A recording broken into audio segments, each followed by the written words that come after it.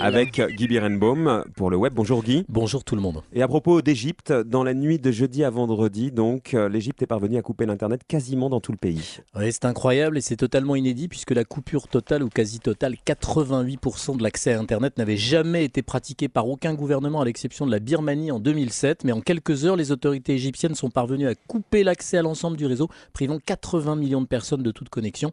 Une preuve de plus, s'il en fallait une, Marc-Olivier, du rôle de plus en plus central de l'Internet dans l'éveil des consciences. Alors techniquement, comment l'État égyptien a-t-il procédé, Guy ? Alors, le gouvernement égyptien a ordonné aux fournisseurs d'accès Internet de stopper leurs services. L'État a imposé aux FAI, fournisseurs d'accès Internet, d'interrompre l'accès au protocole DNS, Domain Name Server. En gros, ces protocoles dirigent les ordinateurs vers les adresses des sites. Mais ce n'est pas tout. L'État a aussi agi sur les BGP, Border Get Protocol, qui indiquent quelles adresses IP, les adresses, sont utilisées par les fournisseurs d'accès. C'est clair. Quel a été l'effet de cette double coupure ?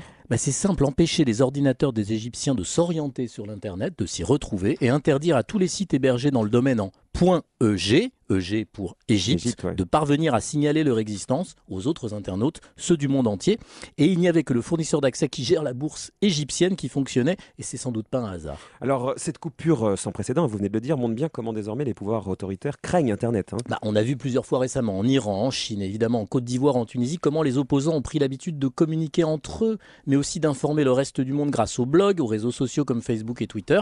L'État égyptien a voulu couper ces modes de communication pour protéger le régime. Mais est-ce que la coupure ou donc le filtrage de l'Internet ne risque pas de se retourner contre les régimes qui en abusent ? Évidemment, Marc-Olivier, en Égypte, le système de paiement par carte bancaire, par exemple, dépend d'Internet pour la validation des transactions. Donc même à court terme, la coupure mènerait donc au chaos total, sans parler de l'ensemble des effets d'un tel blocage sur l'économie globale d'un pays.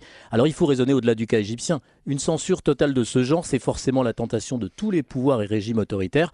Quand vont-ils comprendre, premièrement, que plus personne ne pourra plus jamais durablement éteindre l'Internet, et deuxièmement, que personne n'arrêtera jamais la démocratie en coupant des tuyaux. Merci beaucoup Guy Birenbaum et à demain.